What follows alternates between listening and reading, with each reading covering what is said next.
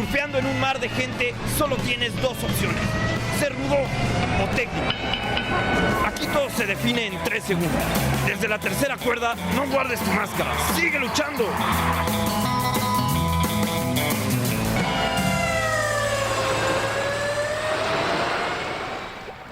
Muy buenas tardes, sean bienvenidos a Desde la Tres Cuerda. El día de hoy estamos de gala, nos acompaña un escritor, un cronista, cuentista que se hace llamar Carlos Velázquez. Tal vez algunos lo conocen, tal vez otros cercanos a la lucha libre puede ser que no, pero para eso estamos el día de hoy, para platicar acerca de su trabajo y de su acercamiento con el rollo de la lucha libre. Carlos, te doy la bienvenida, ¿cómo estás? Bien, gracias. Oye, pues vamos a comenzar. Quisiera que nos platicaras justamente cuál es tu acercamiento con la lucha libre. Bueno, yo nací en La Laguna y he vivido casi la mayor parte de mi vida aquí.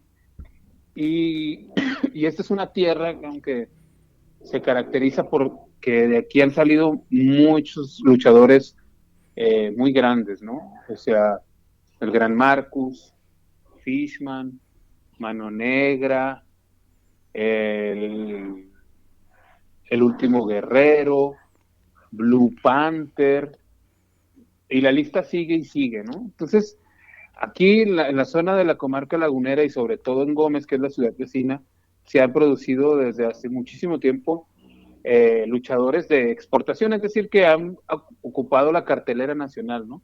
Un ejemplo muy claro de ellos, pues, es el Espanto, que el Espanto primero, el Espanto original, pues fue uno de los rivales más acérrimos del Santo, ¿no? Y después esa rivalidad cambió de generación en generación porque Espanto Junior, Chucho, es cabrón, luego fue uno de los rivales también más encarnizados del Hijo del Santo. Y ellos protagonizaron muchísimas broncas espectaculares en otros territorios del país y sobre todo en la Laguna, cuando venía el Santo Padre o el Santo Junior, pues siempre a los que les mandaban por enfrente eran a los espantos, ¿no? Que luego la dinastía creció más, o sea, hubo Espanto primero y Espanto segundo, luego Espanto Junior, y luego Espanto tercero, y luego Espanto cuarto, y pues desde aquí había un chingo de lucha libre, y cuando éramos chavitos, yo tuve la suerte de que mi papá era muy aficionado a la lucha libre. De hecho, mi papá luchó de manera amateur, tuvo 2 nombres, el Piraña, y tuvo la Sombra Azul, y mi tío era la Sombra Negra, eran una pareja. Cabrones, de mi tío y mi papá eran unos, o sea, nunca se dedicaron con ahínco porque pues, eran unos pinches vagos, entonces hacían de todo. Un fin de semana iban y cargaban sandía y melón allá a Tlahualilo y se ponían a venderlo por todo el barrio, varias colonias. Otro día se iban acá a Reynosa y se traían fayucas, chocolates, pantalones, estéreos y los vendían. Otra vez, en otras ocasiones, mi papá se iba a pescar y traía un chingo de pescado para venderlo, pero hubo un rato que estuvieron ahí dándole al rollo de la lucha libre. Entonces mi papá era un gran aficionado a la lucha y desde morrito me empezó a llevar a las distintas arenas que había en la ciudad, ¿no?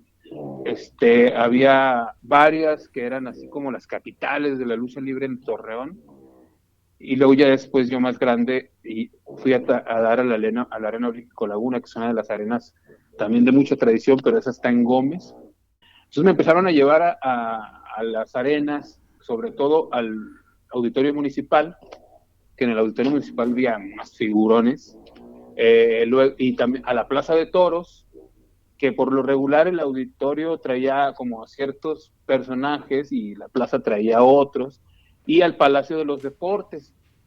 Y ya cuando estuve un poco más, cuando ya tenía como 12 o 13 años, hay una dupla aquí de carniceros que se hacían llamar, que eran carniceros de oficio, pero también luchaban, se llamaban los Ministros de la Muerte 1 y 2. Entonces nosotros ahí en el barrio hicimos una porra para los ministros, entonces éramos un chingo de güeyes de ahí del barrio, como 30, 40 cabrones, que cada domingo por la tarde entrábamos gratis a la arena, con pancartas, máscaras, playeras de los luchadores, matracas, pues a animar a la porra y pues entrábamos de manera gratis, entonces todos los domingos pues yo me colaba ahí, ¿Qué edad tenías pero en ese tiempo, Carlos? tenía como 12, 13 años, pero yo desde morrito, desde los 6 empecé, te digo, mi papá me empezó a llevar, primero mi papá que me llevaba siempre al auditorio, ahí en el auditorio vi cosas que nunca más en la vida he vuelto a ver, ¿no? Por ejemplo, vi a André el Gigante, vi a Canek, vi al Solitario, pero al verdadero Solitario, no al Solitario Junior. Vi al Huracán Ramírez también, al original Huracán Ramírez. Vi a la Ola Blanca, que era, me encantaban esos pinches rudos, o sea, que eran el médico asesino, el doctor Wagner, pero el doctor Wagner original, no el doctor Wagner Junior, que ahora se quedó sin máscara, que por cierto también es de aquí. Él y su hermano el Silver King, que ya falleció.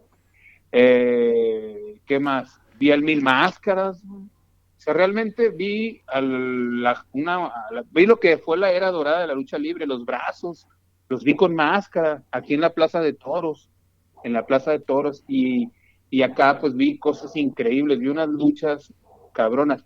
Aquí hay una dinastía de luchadores que bueno, ya ahorita ya desapareció, pero había una dinastía que se llamaban los Halcones. El papá, el mayor, era el halcón suriano y tuvo 3 hijos, que eran el pequeño halcón, el caballero halcón y el halcón, creo que era el halcón junior. El caballero halcón, los 3 eran unos estetas así, como no tienes una idea, y volaban, bueno, y arriesgaban la vida cada pinche fin de semana, ¿no?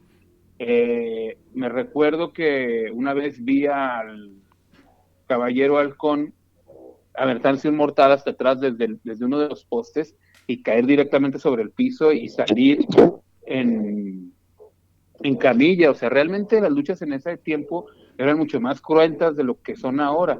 También uno de los grandes estetas que salieron de aquí, que en aquel tiempo fue pareja del Santo en algunas arenas, tanto de aquí de la región como fuera, fue el Estuca, pero el Estuca mayor, y ese también era un especialista en los lances. Y pues bueno, yo digo, iba yo y mi padre me llevaba al auditorio, mi tío me llevaba a la Plaza de Toros, y ya cuando yo estuve un poquito más grande, pues me adhería a la porra e iba un chingo con la raza del barrio al Palacio de los Deportes.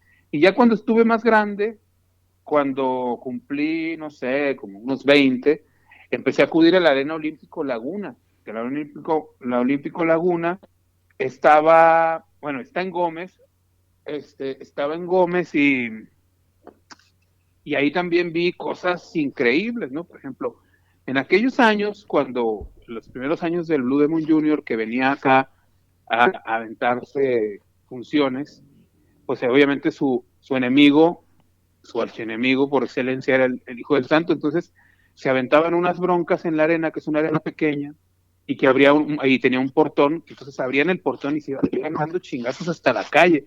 O sea, eran unos combates muy, muy, muy, muy, muy vívidos y muy emocionantes. Y en esa arena transcurrió gran parte de mi primera adultez, porque hasta antes de la guerra contra el narco, yo estaba cada jueves sentado en esa arena. Es una arena pequeña, donde el público juega un papel muy, muy importante, porque al estar tan cerca unos de otros y estar tan cerca del ring, pues haz de cuenta que el clima es muy distinto a pues estar en una plaza de toros o a estar en una arena gigante. Entonces, pues yo me la pasaba ahí cada jueves. Cuando vino la guerra contra el narco, que se hizo imposible el tránsito a Gómez porque hay que cruzar un puente, entonces los Zetas estaban ocupando la mayor parte de la región, entonces cruzar significaba arriesgar el pellejo porque te paraba el cártel, te asaltaban, te tableaban. Entonces empecé a dejar de ir y la arena sí empezó un poco a decaer en cuanto a que ya no vinieron luchadores de fuera porque pues no había asistencia. Cuando se termina la guerra no sé si se termina la guerra contra el narco, cuando vienen los Zetas, y se terminan los Zetas, pues la arena empieza como a tratar de recobrar vida, pero hasta ahorita no ha vuelto a tener el esplendor de aquellos años, ¿no? Y en general, pues esa ha sido gran parte de mi vida, o sea, ir a la lucha libre, desde ir de como niño a vivir la emoción, hasta ir como a echar desmadre, o los domingos simple y sencillamente por la tarde, como hay una ley seca en todo el estado de Coahuila, que empieza los domingos a mediodía, pues el lugar que uno elige para irse a echar una cheve los domingos en la tarde es o el estadio de fútbol cuando hay partido, o irte a la lucha libre.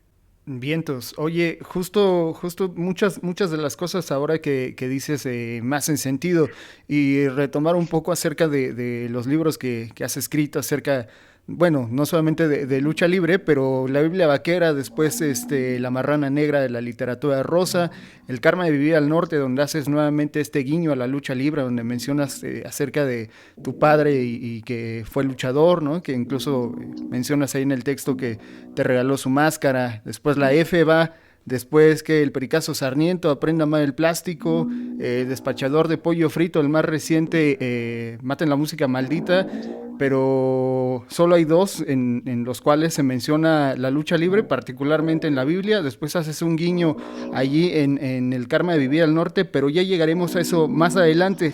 Antes de continuar, quisiera platicarte acerca de que ya mencionabas muchos luchadores emblemas y que hoy en día, bueno, uno también de esa zona está en el Gabacho triunfando, La Sombra, hoy conocido como Andrade. Entonces, siendo esta zona con tantos luchadores emblemas que son estrellas o que ya son ídolos, ¿qué representa algo para ti que en esta zona esté esta cuna importante de la lucha libre mexicana? ¿Qué representa para ti esto? Bueno, lo que pasa es que no sé si yo hubiera nacido en otra parte del país, hubiera admirado la lucha como la admiro ahora, ¿no?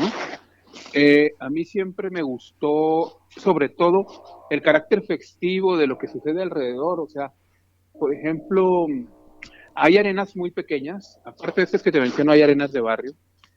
En las arenas de barrio, por ejemplo, que vas un domingo, te levantas a las 2 de la tarde, que andas medio crudón, que llegas ahí, a veces sí, es que estuve casado con una chava que le encantaba la lucha libre, entonces íbamos todo el tiempo. Entonces llegábamos, nos aclimatábamos, y a veces había ocasiones en que la lucha no era como, digamos, espectacular, como uno, como cosas que uno ya ha visto o constatado, pero empiezas a oír a la señora que tienes a 3, 4 lugares, una señora ya mayor, eh, unos 60 años, ¿no? Con su delantal, incluso que ni se ha quitado su delantal de la cocina, con sus guaraches, con su cheva en la mano, en la otra las semillas, gritando cada mamada que te partías de la pinche risa. Y entonces ese también es es un tipo de comunión que para mí fue muy importante en todos esos años, porque además no dudo que gran parte de mi oído literario se haya desarrollado en ese tipo de lugares, porque la jocosidad y el ingenio de esta raza, pues eso hace otro tipo de fiesta. Es decir, arriba del cuadrilátero hay un espectáculo, hay un show, pero abajo la gente es otro show, y a veces en ocasiones el pinche show que está abajo está mucho más chido que lo que está pasando arriba del cuadrilátero. Entonces, para mí, acercarme a todo eso, pues fue un soplo de aire fresco. O sea, fue como entrar en una fiesta que se sucedía cada semana, y pues obviamente te la pasas con madre, y aparte te digo, es como todo un ritual, porque, por ejemplo, cuando íbamos a la Plaza de Toro con mi tío, íbamos a la plaza, nos compraban nuestras aguas, nuestras semillas, estábamos ahí yo con mis primos, nos subíamos al ring, comprábamos máscaras, nos tomábamos fotos con los luchadores, y saliendo nos íbamos a los tortillones de Don Lolo, ¿no?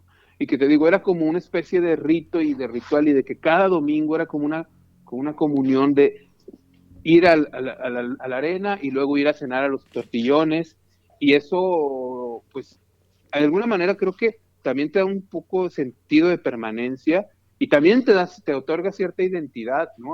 Y eso es lo que hace uno. Y ahorita, por ejemplo, una de las cosas que más extraña a uno, pues es eso, ¿no? Ese sentido de unidad que existía entre gente que no se conoce y que no se ha visto nunca, pero que alrededor de la lucha convivíamos y nos congregábamos, y con el único afán, pues, de pasárnosla increíble. Que no pasa en el Panball porque vas, ves a tu equipo, te echas unas chelas y celebras el gol o no sé, sufres la derrota, pero no hay esta comunión tal como sucede en cualquier arena. No necesita ser una arena espectacular o con mucha asistencia, ni siquiera incluso que hayan luchadores de gran nivel. Simplemente el pasarla bien sucede en este tipo de lugares. En el 2008 ya mencionaba la Biblia Vaquera, este libro que, bueno, representa para ti mucho, abre como la puerta para muchas personas que te conozcan y diferentes agentes de la literatura. Y bueno, se menciona este cuento ya lo mencionabas, el Espanto Junior, que se rifa un máscara contra el Hijo del Santo, aunque no tiene los tamaños, pierde y después lo reta, ¿no? ¿Cómo nace este cuento? ¿Es verídico? ¿Es un cuento que fue surgiendo de la imaginación? Bueno, mira, en principio, bueno, la rivalidad tanto del santo como la del espanto, pues esa es verdadera. Y eso se puede constatar incluso. Una de las cosas que también extraño mucho, y es que esto ha fenecido, como muchas cosas han fenecido en el presente, es la prensa de box y lucha. Cuando yo era chavito, había al menos 5 o 6 revistas que se dedicaban a documentar box y lucha. Entonces, por ejemplo, yo me acuerdo que iba a los puestos de periódico y compraba revistas y leía sobre duelos, ¿no? Sobre batallas que se llevaban a cabo en el DF, y todo eso se perdió porque se dejó de documentar, se dejó de cubrir, se dejó de reportear. O sea, los periódicos, digo, han perdido cada vez más interés por cualquier cosa, no solo por la lucha libre, por la literatura, por lo que sea. Pero cuando este cuento nació más bien por otra parte, porque sí es un duelo de lucha libre, pero no es un duelo de lucha libre típico. O sea, es un duelo digamos, de DJs encima de un cuadrilátero, y un DJ es el Hijo del Santo y el otro DJ es el Espanto. Esto nació porque hay un artista plástico aquí en La Laguna, de mi generación, que se llama José Jiménez Ortiz, que a él está dedicado el cuento precisamente, que cuando vino la fiebre de los DJs, él empezó a poner música, cuando vino el boom, pues, por el DJ, por el DJeado, él empezó a poner música en un bar de aquí de La Laguna, y su seudónimo era Espanto Junior. Entonces, con él siempre he tenido un intercambio muy fuerte en cuanto a música, literatura, artes, etcétera, cine.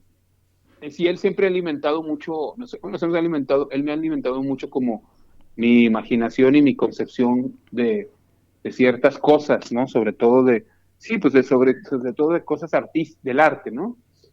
Entonces, a partir de que él se subía a poner discos con la Máscara del Espanto, empecé yo a idear este cuento, que es como una especie es una aproximación a la lucha, pero no de la manera tradicional, porque pues no es un duelo como tal, sino más bien es como esta especie de dislocación, ¿no? De todo lo que está pasando en el cuento, y al final el cuento como, es como una especie también de exaltación de lo que pasa, de lo que hablábamos hace un momento, pero con ese viso como medio de dislocación, medio de mix, medio de remixeo, medio de dillereo, medio de tal.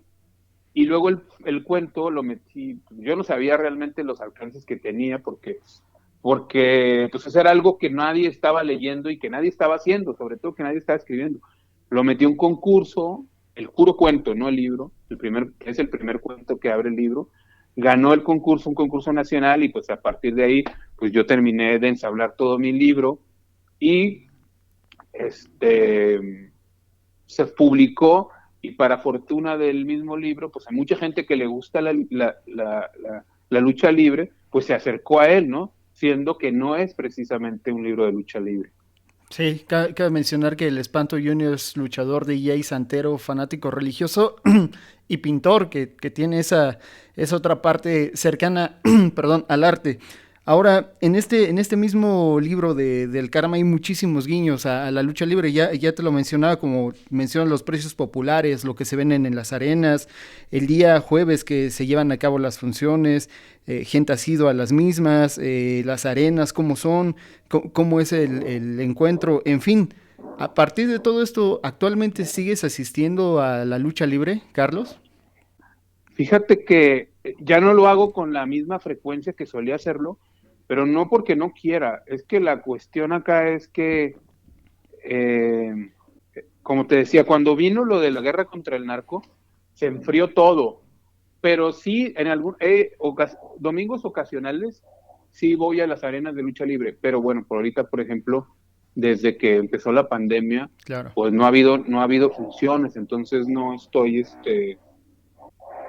yendo pues por obvias razones, pero una de las cosas que la pandemia ha producido, bueno, en mí y en mucha gente, es un deseo impostergable de que cuando las cosas vuelvan o sea, cuando ya las cosas vuelvan a la normal, no a la normalidad, pero cuando ya sea posible tener espectáculos en vivo, pues nos vamos a volcar muchos en distintos lugares, ¿no? En conciertos, en el fútbol, pero yo sí pienso retomar mi, mi asistencia a la lucha libre, ¿no? O sea, porque antes incluso era así de que los jueves íbamos a Olímpico Laguna, los viernes íbamos a la Arena El Ranchero, o los sábados, dependiendo del día que hubiera funciones, y los domingos acabábamos en la Plaza de Toros, o sea, eran 3 o 4 días en los cuales Se asistía a las nosotros funciones. estábamos ahí todo el tiempo, ¿no?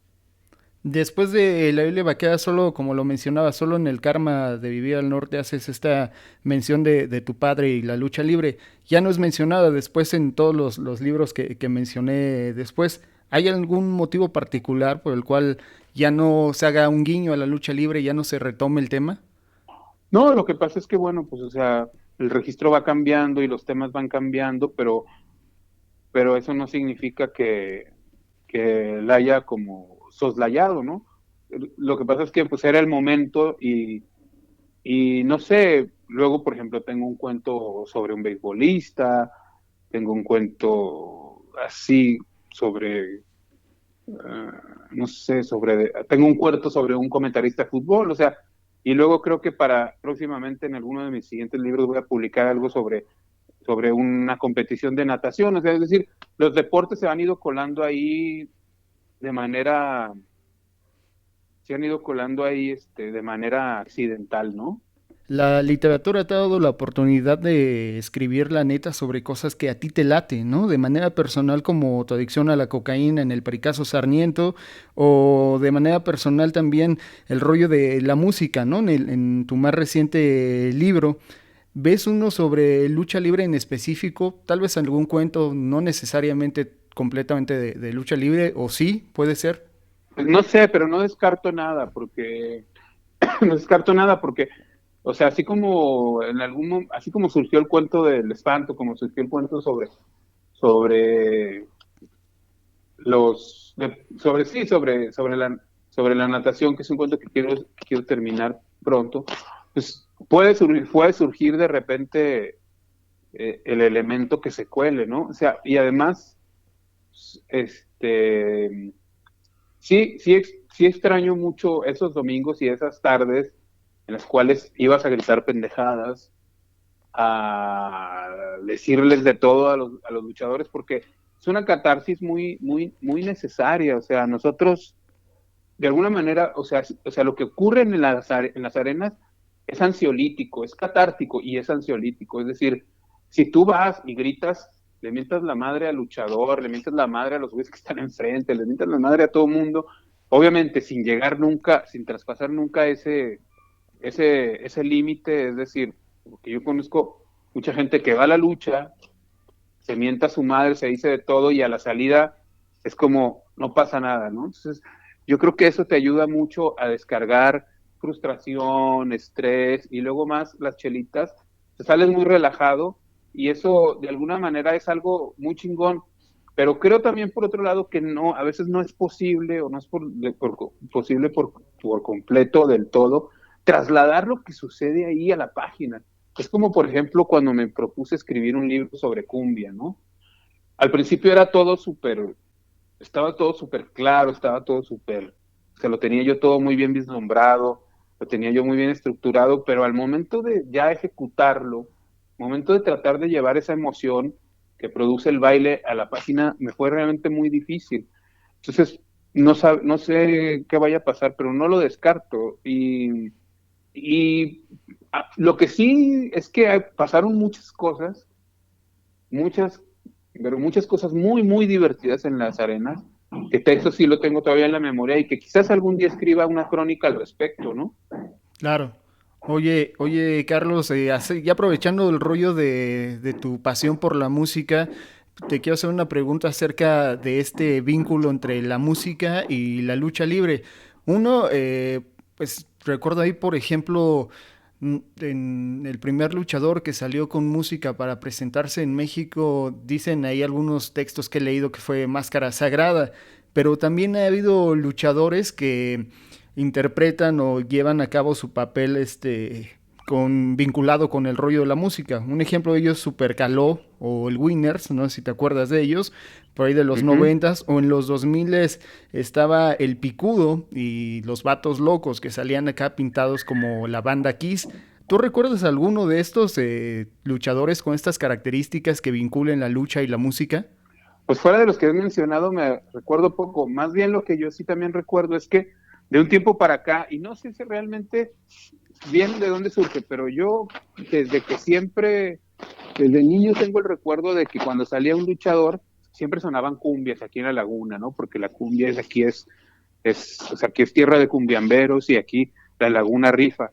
Pero pero creo que de la Triple A para acá fue cuando empezaron a poner canciones que iban de acuerdo con el personaje, ¿no? Por ejemplo, Wagner, que siempre que salía sonaba Bad Medicine, ¿no? De Bon Jovi, o La Parca, que siempre que salía sonaba Thriller, y ya a partir de ahí, pues, los músicos fueron, los luchadores fueron eligiendo la música que querían que sonara cuando ellos aparecieran, que también esto viene un poco del box, ¿no? Pero sobre todo el box, por ejemplo, en el box mexicano, pues que siempre sonaba el mariachi, o con los gringos, ¿no? Que siempre sonaba el hip hop, pero así personajes así no recuerdo, sí debe de haber varios, pero no, la verdad es que no los tengo tan en mente porque digo, yo amo la música y todo, pero la mística detrás de máscaras como la de los Espanto, por ejemplo, que es una cruz, que salían con túnicas, que estaban todos de negro, que eran como una especie de monjes malvados, o la mística que hay detrás, que había detrás del mismo de la misma ola blanca, ¿no? O sea, del doctor Wagner, o del gran Marcus, o del médico asesino, que salían estos tres cabrones inmensos, altísimos, gordísimos, todos de blanco y rudos al extremo, ¿no? Eso es lo que me encantaba a mí de la lucha cuando era niño. Luego ya después siento que medio se suavizó, pero yo me acuerdo que aquellos años era muy, muy, muy ruda, o sea, era muy, muy, muy violenta, pero no era una violencia espectacular como la que ves, como la que se vio luego en la Triple A, ¿no? Del martinete y tal. No, esta era una violencia que sí era de golpe directo a la cabeza, ¿no? Y pues recordemos, ahí está la frente del perro guayo para dar fe, ¿no? Claro, es luchas de los 80s, 90s que la neta es que a pocos nos tocó ver en vivo, solamente ahí en algunos videos o reseñados por personas que fueron a esos combates y lo vivieron. Ahora, tengo una teoría, Carlos, no sé si la compartas, te la voy a decir acerca de la lucha extrema.